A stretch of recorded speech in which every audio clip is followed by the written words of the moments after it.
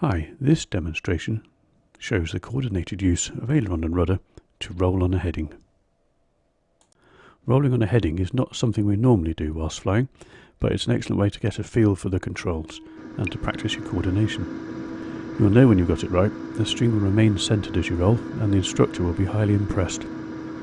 Gliders vary, but it is safe to assume you should initially apply the same pressure to each control, so for instance half aileron with half rudder.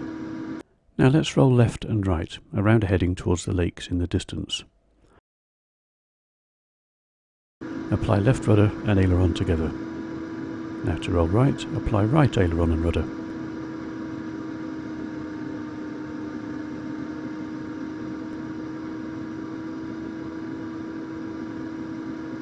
And then to roll left again, left aileron and rudder together. If the string moves to one side, apply a little more of the opposite rudder to centre it. Rolling right, apply right aileron and rudder.